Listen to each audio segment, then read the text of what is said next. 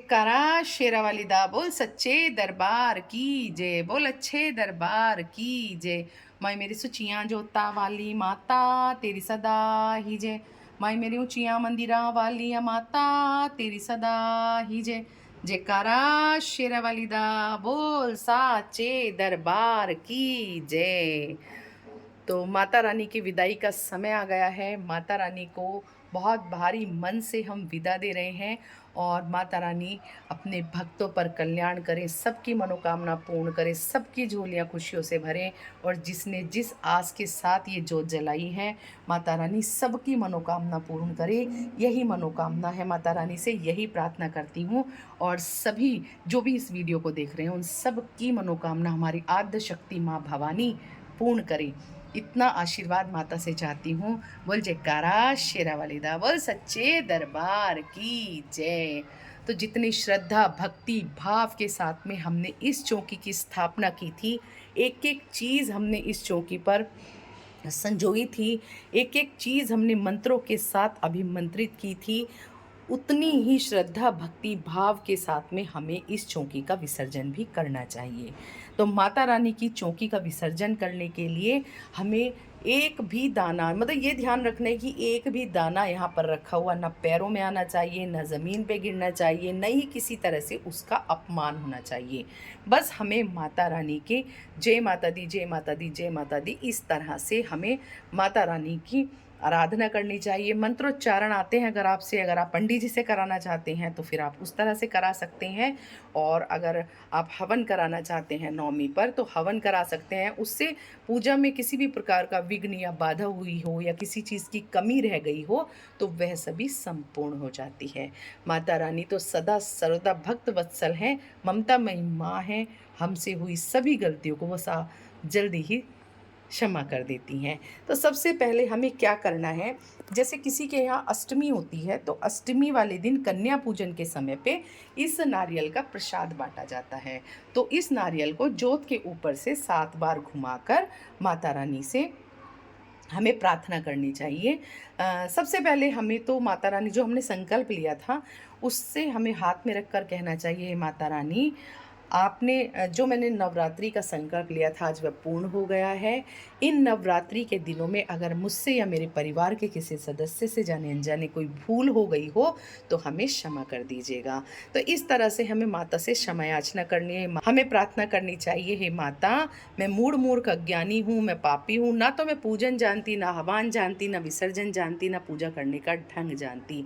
मैंने मंत्रहीन, क्रियाहीन, भक्तिहीन, भावहीन जो भी पूजन किया है वह आपकी दया से सब पूर्ण हो।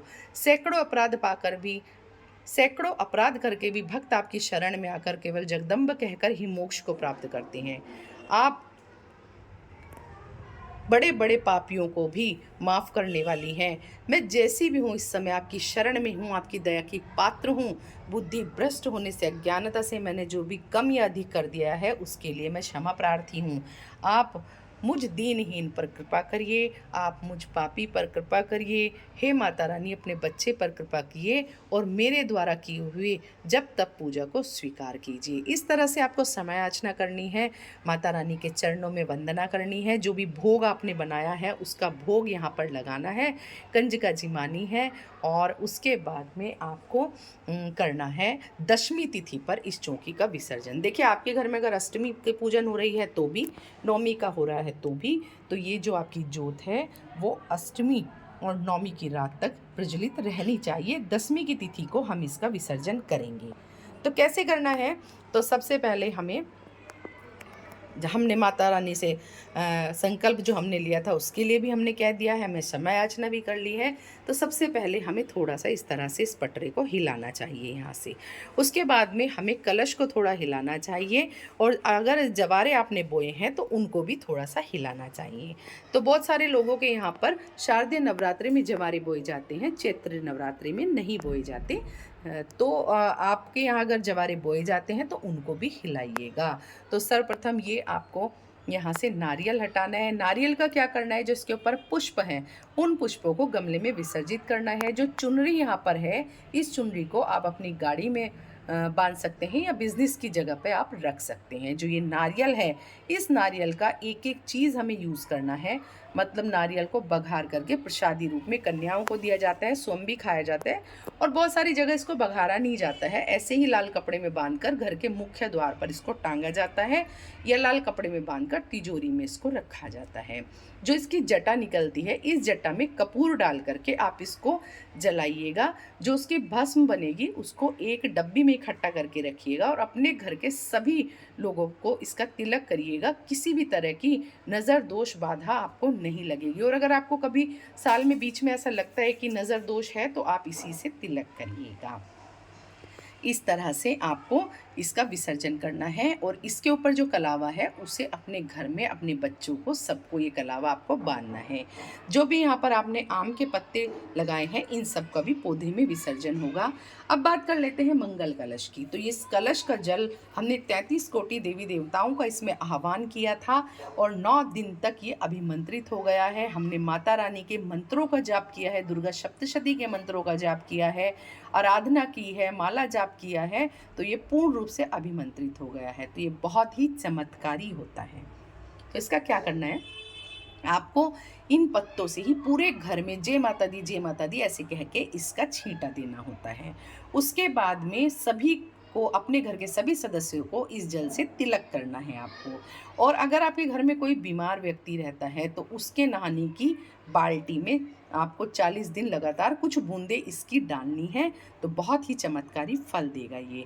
उसके बाद में आप इस जल को इस तरह से छोटी सी एक बोतल में भर के रख लेंगे। तो आपको जब भी कभी ऐसा लगे कि घर में कोई नज़र दोष बाधा है, नेगेटिव एनर्जी है, तो इस जल से आप छींटा दे सकते हैं। तो देखिए ये मैंने शारदीय नवरात्रि का रखा हुआ है और इतना सारा मेरा ख़त्म भी हो गया, क्योंकि मैं ये प्रयोग करती रहती हूँ, मतलब घर में इसका छींटा देती रहती हूँ।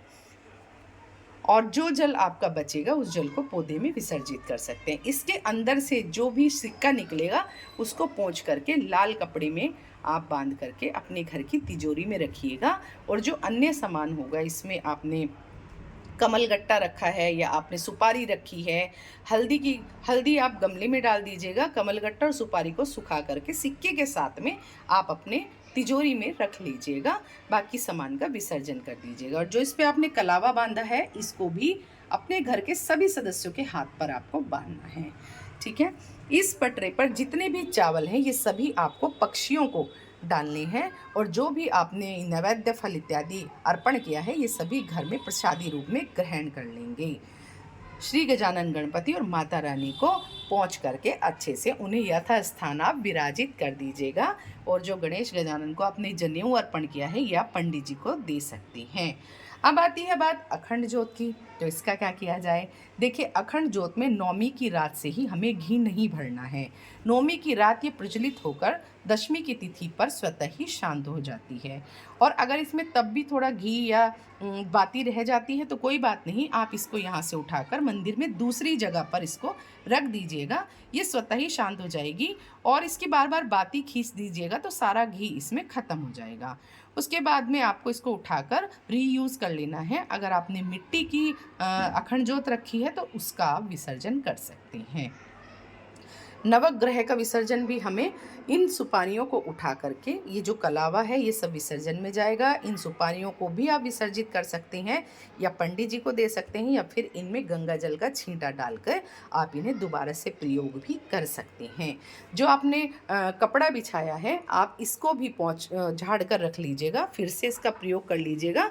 और अगर आपने ऐसा कपड़ा बिछाया है 1.25 मीटर या इस तरह से, तो आप पंडित जी को दान स्वरूप भी दे सकते हैं। तो आपको इस तरह से सारी चीज़ों का विसर्जन करना है। और अगर आपने खेतरी बोई है तो खेतरी की जो जैसे मेरे यहाँ पर शारदीय नवरात्रि में बोई जाती है तो दशहरे में उनका पूजन किया जाता है। उसके बाद में तो थोड़े से लाल कपड़े में बांध करके उसको तिजोरी में रखा जाता है। बच्चों की स्टडी टेबल पर रख सकते हैं, बच्चों की किताब में ज्योमेट्री बॉक्स में उसको रख सकते हैं, अपने काम धंधे व्यवसाय की जगह पर उसको रख सकते हैं। वो माता का आशीर्वाद होता है और बहुत सारे लोग उसका जूस बनाकर भी पीते हैं। बाद में उस मिट्टी को और जो जवारे हमारे रह जाते हैं उसको हम गमले में विसर्जित कर कर सकते हैं और उस मटके को हम उसमें नया पौधा उगा सकते हैं, या फिर मिट्टी का है तो आप विसर्जित कर सकते हैं। तो इस तरह से माता की चौकी का हमें विसर्जन करना है। एक-एक चीज़ को बहुत ही हमने बहुत प्रेम से माता को का आगमन किया था, उसी तरह बहुत ही प्रेम से माता की विदाई हमें करनी है और माता रानी से कहना है, माता रानी हमसे जो भी भूल बन पड़ी हो उसे क्षमा कर देना, और माता रानी हम भक्तों पर कृपा करना और हमारे द्वारा किया हुआ पूजन आप स्वीकार करना, और अगले साल फिर आना मेरी माता। हालाँकि 6 महीने बाद ही नवरात्रे आएँगे, शारदीय नवरात्रे, क्योंकि 4 नवरात्रि होती हैं साल में। एक शारदीय नवरात्रि, चैत्री नवरात्रि और 2 गुप्त नवरात्रि होती हैं। तो वो जो गुप्त नवरात्रि होती हैं वो साधु संत महात्मा ज़्यादातर उसे करते हैं सिद्धियाँ प्राप्त करने के लिए। तो हम तो यही 2 नवरात्रि करते हैं, शारदीय नवरात्रि और चैत्री नवरात्रि। तो माता रानी अब आएँगी शारदीय नवरात्रि में, फिर हम दशहरा मनाते हैं, ठीक है? और हमें दशमी में जब हम दशहरा पूजते हैं उधर शारदीय नवरात्रि में, तो उसके बाद चौकी का विसर्जन किया जाता है। यहाँ तो दशहरा नहीं पूजना है, बस रामनवमी मनानी है, भगवान रामचंद्र महाराज का जन्म उत्सव मनाना है, तो हम चौकी का विसर्जन दशमी तिथि में कर सकते हैं। तो इस तरह से मैंने आपको और ये जो भी आपने डेकोरेशन के लिए लगाया है ये सभी विसर्जन में जाएगा। आम के पत्तों का तोरण जो भी आपने लगाया है वो सब विसर्जन में जाएगा। और जब आप ये सारा सामान यहाँ से उठा लेंगे, उसके बाद जो ये पटरा होता है, इस पटरे को खाली नहीं रखते हैं। इस पटरे पर हल्दी से आपको स्वास्तिक बनाना है और एक छोटा सा घी का दिया यहाँ पर प्रज्वलित करना है। जब वो दिया शांत हो जाएगा, उसके बाद में आप इन पटरों को उठाकर यथास्थान रख सकते हैं। मतलब जो भी चौकी आपने लगाई है, उस पे पहले आपको स्वास्तिक बनाना होता है। इस तरह से पूरी चौकी का आपको विसर्जन करना है और एक-एक सामान का आपको ध्यान रखना है। तो माता रानी सभी की मनोकामना पूरी करे। मैंने सब कुछ इस वीडियो में आपको बता दिया है। अगर वीडियो पसंद आई है तो ज़रूर से लाइक, कमेंट, शेयर कीजिएगा। चैनल में नए हैं तो चैनल को सब्सक्राइब कीजिएगा।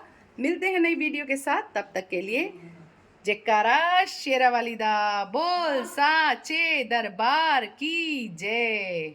बोल अच्छे दरबार की जय। ओ माई मेरी सुचियाँ जोता वाली माता तेरी सदा ही जय। माई मेरी ऊंचियाँ मंदिरां वाली माता तेरी सदा ही जय। जयकारा शेरावाली दा बोल साचे दरबार की जय।